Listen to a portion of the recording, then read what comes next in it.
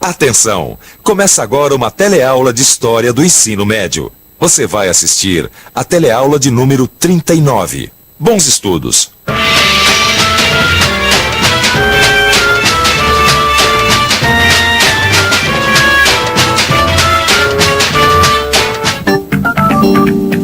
Oi, por favor, você é brasileiro?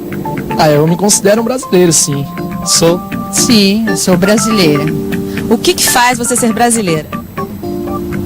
Eu sou filha de pais brasileiros.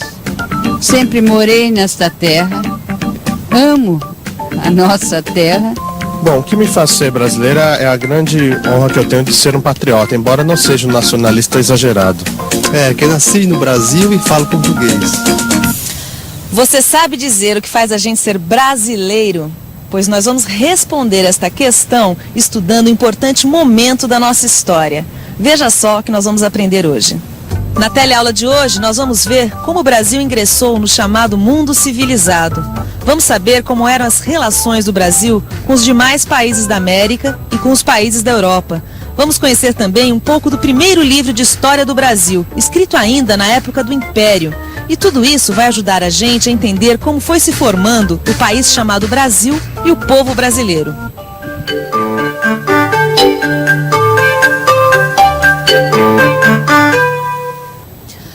O que faz de nós brasileiros? Você talvez diga que é ter nascido no Brasil e falar português. Mas isso não é tudo. Para ser brasileiro, é preciso ter em comum uma memória do passado e comemorar os acontecimentos importantes da nossa história, como este monumento aqui está comemorando, o 7 de setembro, o dia da independência do Brasil. Aliás, é bom lembrar que os monumentos, os quadros, as esculturas que representam pessoas ou situações ligadas à história do Brasil não representam necessariamente a realidade, e sim uma ideia que se tem ou que se quer que os outros tenham sobre uma determinada realidade.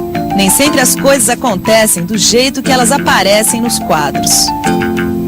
Este é um trecho do livro Viagem Pitoresca e Histórica ao Brasil, no qual o pintor francês Jean-Baptiste Debré relata o episódio da pintura do pano de boca do Teatro da Corte, feita especialmente para a coroação de Dom Pedro I. Pintor de teatro, fui encarregado de nova tela representando a fidelidade geral da população brasileira ao governo imperial, sentado em um trono coberto por rica tapeçaria estendida por cima de palmeiras. A composição foi submetida ao ministro José Bonifácio, que a aprovou. Pediu-me apenas que substituísse as palmeiras naturais por um motivo de arquitetura regular, a fim de não haver nenhuma ideia de estado selvagem. Coloquei então o trono sob uma cúpula sustentada por cariátides douradas. Ô Vicente, sabe que eu acho que teve alguma teleaula que falou sobre o Debré aqui? Já teve, você não tá lembrado? Debré foi um dos artistas e arquitetos que vieram na chamada Missão Artística Francesa, lembra? Que Dom João VI contratou para dar aquela cara europeia ao Rio de Janeiro colonial. Exatamente. Bom, vamos dar uma olhada então nas imagens que tem do Debré aqui, ó. Vamos. Olha lá. O Debré deixou várias pinturas representando as terras brasileiras e os seus habitantes. Agora, outros artistas estrangeiros que estiveram por aqui durante o século XIX também fizeram seus registros, nos seus livros, em suas pinturas. Olha lá, retratando as terras tropicais e os habitantes, mestiços, negros e por aí vai. Tá vendo? Mas ao mesmo tempo, nessa época, tinha alguns brasileiros, como José Bonifácio, por exemplo, que não tinham nenhum orgulho desse negócio de terra selvagem, povo misturado, muito pelo contrário. Eles achavam que para o Brasil ingressar no chamado mundo civilizado, a gente tinha que construir aqui uma civilização copiada da Europa, entendeu? Então é por isso que José Bonifácio não gostava das palmeiras selvagens e preferia as cariátides gregas, não é isso? Exatamente. Tá vendo, rapaz?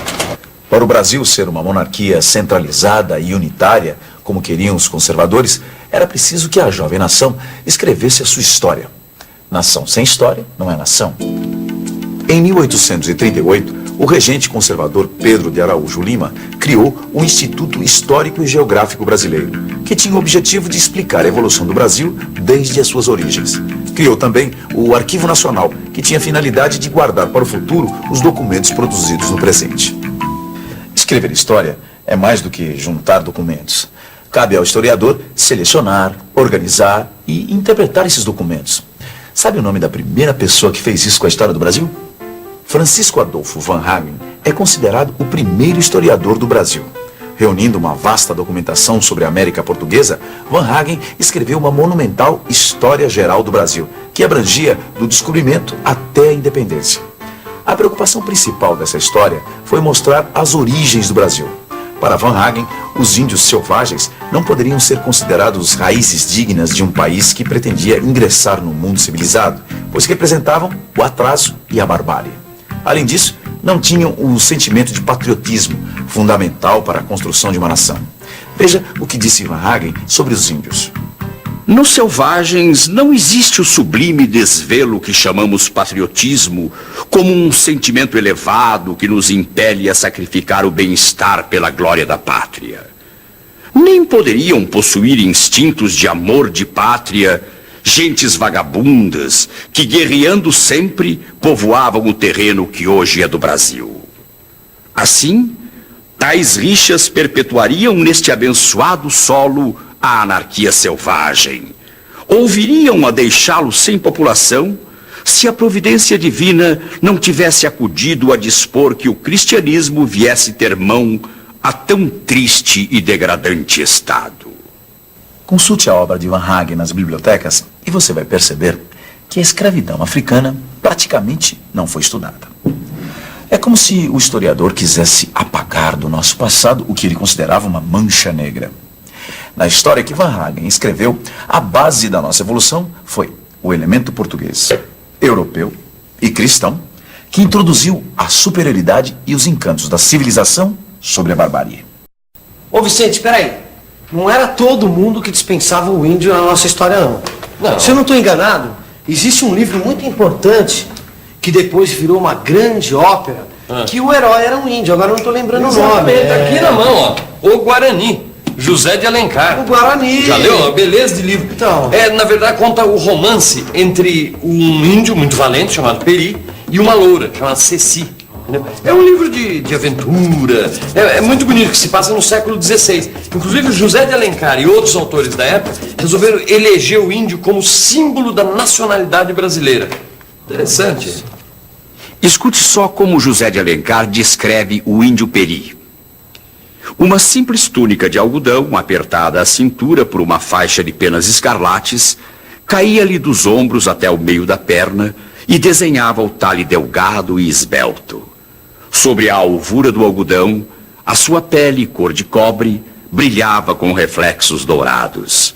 Os cabelos pretos cortados rentes, a tez lisa, os olhos grandes, a pupila negra, cintilante, a boca forte, mas bem modelada e guarnecida de dentes alvos, davam ao rosto pouco oval a beleza inculta da graça, da força e da inteligência.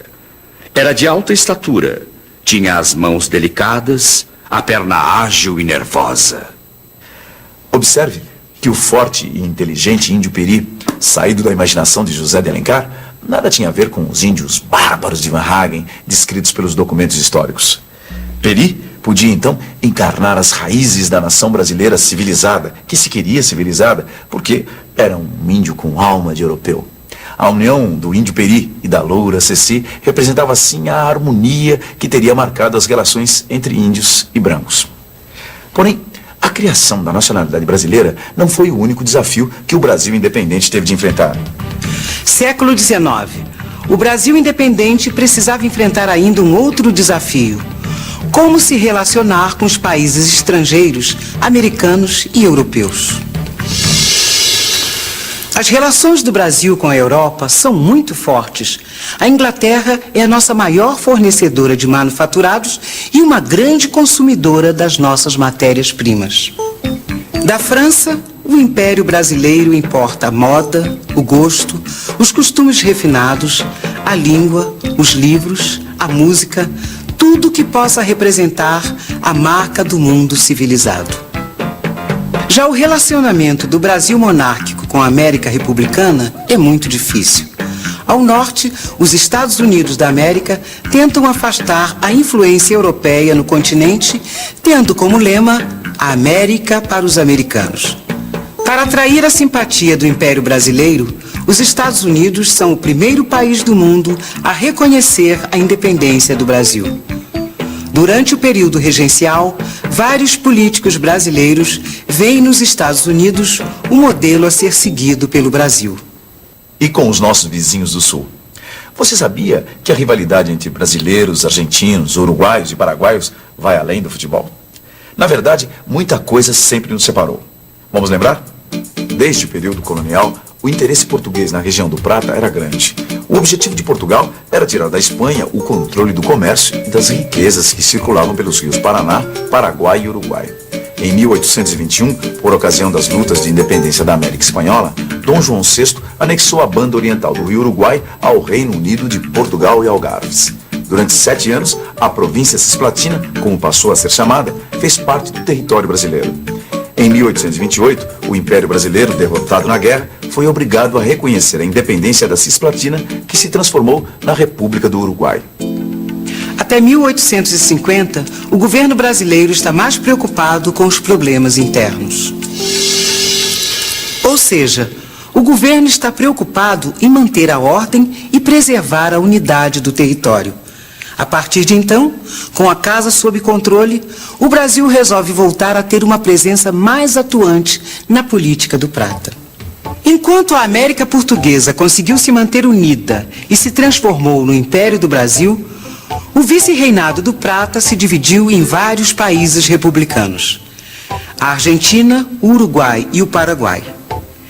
Pequeno país sem saída para o mar, o Paraguai, governado por ditadores, tem poucas relações com o exterior.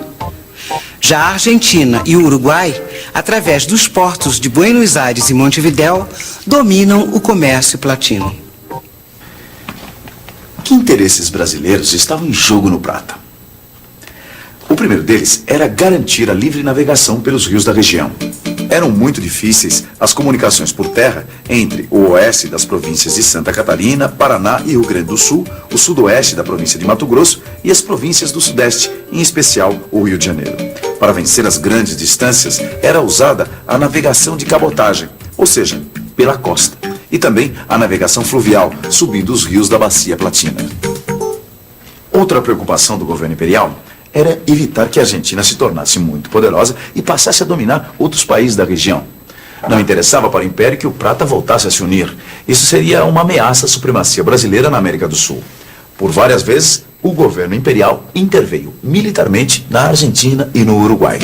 O objetivo principal dessas intervenções era tirar do poder governantes argentinos e uruguaios que se colocavam contra os interesses brasileiros. Em 1851, com o exército sob o comando de Caxias, o Brasil declarou guerra ao uruguaio Uribe e ao argentino Rosas. A vitória brasileira assegurou que o Uruguai e a Argentina ficariam em mãos de políticos simpáticos ao Brasil. Foi nessa região do Prata que o Brasil se envolveu na mais dura guerra da sua história, a Guerra do Paraguai. Essa guerra enfraqueceu o Império e acabou levando à proclamação da República.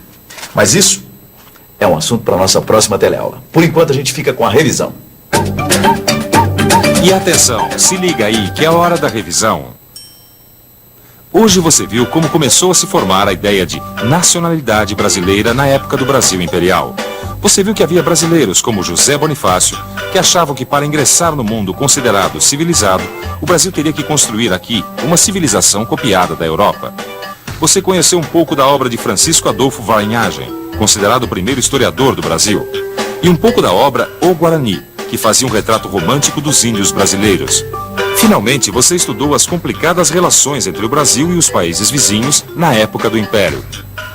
Você deve estar se perguntando, e em termos econômicos, como é que se desenvolveu o Brasil? Será que era o ouro que ainda o sustentava? Bom, na próxima teleaula você vai ver como o Brasil se tornou o Império do Café. Até lá!